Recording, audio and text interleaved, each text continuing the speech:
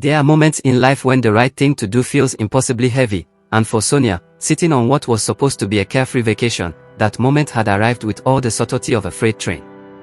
Her phone sat on the table between her and Maurice, and every time she glanced at it, her stomach did that thing where it drops about 6 inches and refuses to come back up. She could picture her mother's face, could already hear the concern in her voice, and yet she knew that enjoying even one more sunset, one more laugh, one more moment of this reconnection without telling her mom would be like trying to enjoy a meal while choking. Some people can compartmentalize their lives into neat little boxes, keeping family over here and romance over there, but Sonia has never been wired that way. And now, with Maurice back in the picture after all this time and distance, the weight of that unsaid truth was threatening to crush what should have been one of the happiest times of her life. Breaking news in the world of relationships, folks, because what we are witnessing here is a rare species of human being that scientists thought had gone extinct, a grown woman who still believes her mother deserves to know what's happening in her heart. Sonia has always been what you might call a mother's dream daughter, and no, that doesn't mean she's some pushover who never had a rebellious thought in her life. It means she moves through the world with an awareness that seems almost foreign in this age of radical independence and emotional isolation. She doesn't make decisions carelessly or on impulse, doesn't wake up one day and decide to blow up her entire life because it felt right in the moment. Every choice, every move, every relationship gets filtered through this internal system that asks one simple question: how would this affect the people I love? And her mother has spent years feeling safe in that knowledge, safe knowing that Sonia isn't the type to suddenly show up with a questionable life partner and expect everyone to just deal with it. Here's what makes Sonia different from about 90% of the population: hiding things from her mother isn't just uncomfortable for her, it's literally not an option her brain will allow her to consider. We're not talking about a woman who's afraid of getting in trouble or worried about disappointing people for the sake of her own reputation. This goes deeper. For Sonia, respect isn't a performance you put on during holidays and phone calls. Respect is radical transparency, especially when emotions are involved, especially when there's a man in the equation. She's fully grown, living her own life, making her own money, and yet she operates with this core belief that keeping her mother in the loop isn't about asking permission, it's about honoring the relationship they've built over decades of trust and sacrifice and unconditional love. Some might call it old-fashioned, but watching someone actually live by their values instead of just posting about them, that's revolutionary. When Sonia and Maurice reconnected, it didn't come with fireworks and dramatic music and a social media announcement that broke the internet. There were no paparazzi hiding in bushes, no friends placing bets on how long it would last, no pressure campaign from their inner circles trying to force them back together. It was quiet in the way that real, meaningful things often are. Two people who had history, who had walked away from each other carrying hurt and misunderstanding and all those complicated feelings that come when something ends before it was really finished, somehow finding their way back to each other. Not to romance immediately, not to picking up exactly where they left off, but to friendship. To conversations that started tentative and gradually found their rhythm again. To slowly, carefully rebuilding something that used to be familiar but now felt entirely new. What nobody could deny, though, was that their connection had never actually died, not really. You know how sometimes you can walk away from a person and within months it's like they were never part of your story. The feelings evaporate, the memories lose their power, and you genuinely move forward without looking back. That wasn't Sonia and Maurice. Even with all the distance they'd put between themselves, even with the misunderstandings that had driven them apart in the first place, even with time doing what time supposedly does to heal and fade and erase, there was still this invisible thread pulling them back together. It wasn't dramatic or overwhelming. It was persistent. Like a song that keeps playing in your head no matter how many other things you try to focus on, or a name that somehow keeps coming up in conversation even when you're not looking for it.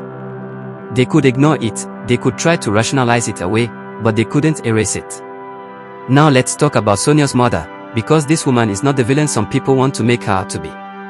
She's not some overbearing nightmare trying to control her adult daughter's love life from a throne of judgment and unreasonable expectations.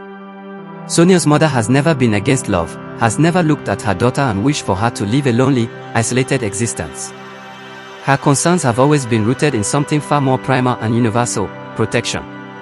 She's watched her daughter work herself to exhaustion, make sacrifices that most young women wouldn't even consider, stay focused on her goals when it would have been so easy to get lost in the chaos of relationships that promise everything and deliver heartbreak. Her fear was beautifully simple, and every parent reading this will understand it immediately. She didn't want anything or anyone to derail her daughter's dreams. That's not control. That's love wearing the armor of caution. Maurice's past is where things get complicated, and we need to be honest about this because it explains everything. His reputation wasn't built on being a bad person or someone with malicious intent. Maurice was unpredictable. He was the guy who moved with his emotions instead of his head, who made choices that looked brilliant in the moment but disastrous in hindsight, who had this way of creating chaos without even trying. Not dangerous chaos, not the kind that destroys lives, but the kind that makes mothers lose sleep worrying about whether their daughters are going to be collateral damage. For Sonia's mom, who had spent decades trying to build a stable foundation for her child, unpredictable might as well have been a flashing red warning sign. So when she heard Maurice's name again, when she realized he was back in her daughter's orbit, her protective instincts didn't just activate, they went into full alert mode. And honestly, like any mother would. Like any mother should. So picture Sonia on this vacation that was supposed to be all about rest and relaxation and finally letting go of the stress that had been weighing her down for months. She should have been present, fully enjoying every moment, soaking in the experience of reconnecting with someone who clearly still meant something to her. But her conscience, that relentless internal voice that refuses to be silenced, wouldn't let her rest. Every laugh felt tinged with guilt. Every meaningful conversation with Maurice came with this nagging awareness that she was keeping something massive from her mother. She'd look across the table at Maurice and feel this overwhelming mix of happiness and guilt so intense it was almost physical. How could she be present in this moment? How could she allow herself to feel joy about this reconnection, while keeping the woman who raised her completely in the dark? This wasn't about fear of getting caught. This was about integrity. About the kind of person she'd promised herself she would be.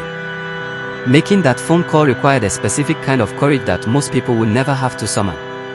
We're not talking about the courage to jump out of a plane or confront a bully or speak truth to power in some grand public moment. This was the quiet, terrifying courage of potentially disappointing someone you love more than almost anyone in the world. Of knowing that your truth, as valid and genuine as it is, might hurt them.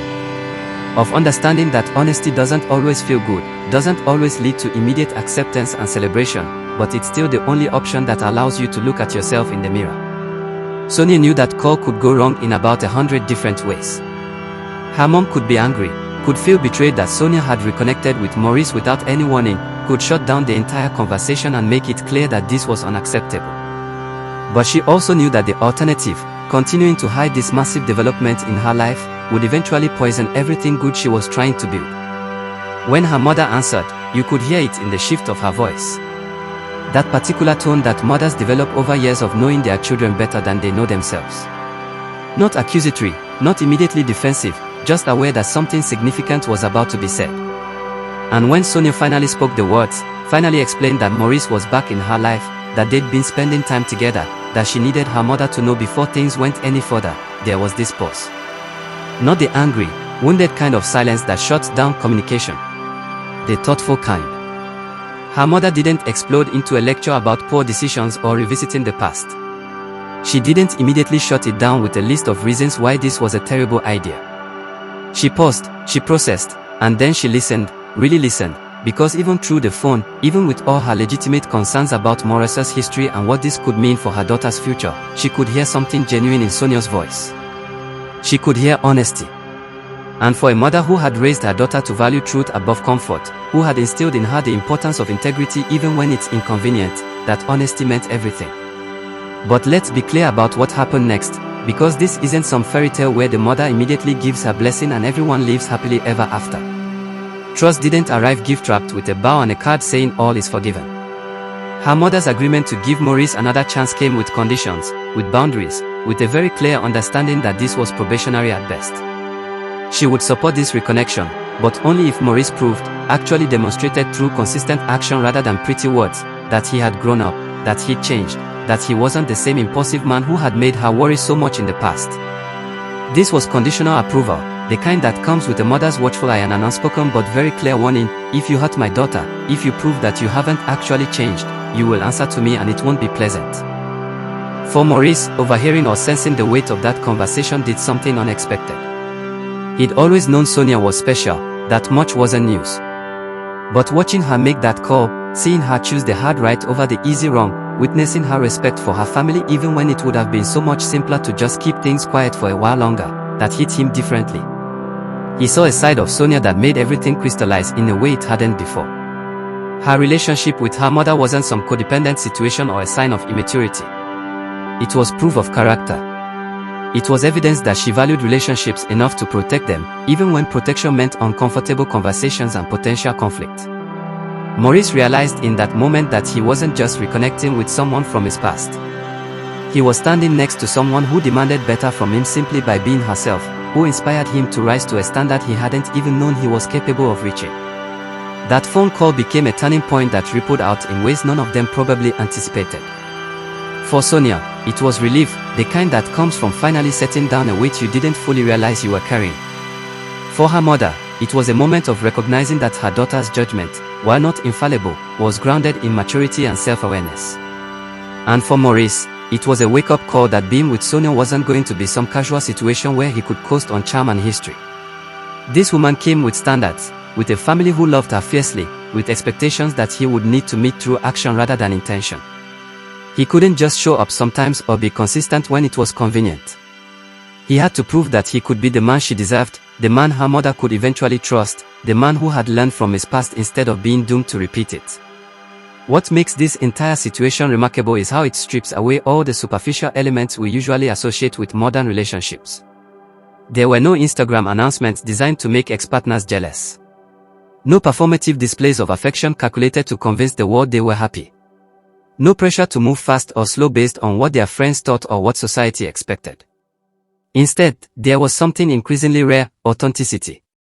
Sonia's willingness to have that difficult conversation with her mother's willingness to listen despite her fears and concerns, Maurice's quiet realization that he needed to become someone different, someone better. These aren't the kinds of moments that generate likes and shares and viral attention, but they're the moments that actually build foundations strong enough to last. Here's what's fascinating about this whole story when you step back and look at the bigger picture. Most people talk about love like it's this wild, uncontrollable force that justifies any behavior, any decision, any choice that feels good in the moment. Like as long as you're following your heart, nothing else matters, not family, not values, not the concerns of people who have known you your entire life. But Sonia demonstrated something radically different. She showed us that mature love, the kind that actually survives beyond the initial excitement, doesn't ask you to choose between your heart and your values. It doesn't force you into this false dilemma where you either pursue the relationship or honor your family. Real love can exist alongside responsibility, respect, and yes, even alongside your mother's concerns and conditions. It's not about getting permission to live your life.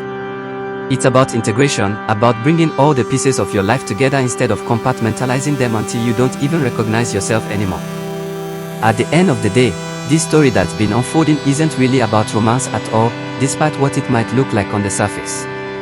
Sure, the relationship between Sonia and Maurice is the hook, the element that makes people lean in and pay attention. But underneath all of that, this is a story about character.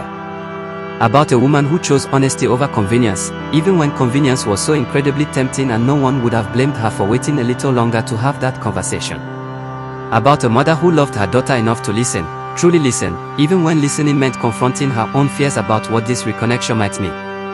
And about a man who realized that the woman standing next to him wasn't just worth pursuing for old time's sake, she was worth changing for, worth growing for, worth protecting with everything he had. So here's the real question, and I want you to sit with this for a minute because it matters more than you might think. Are you making decisions right now that you would be proud to defend in broad daylight?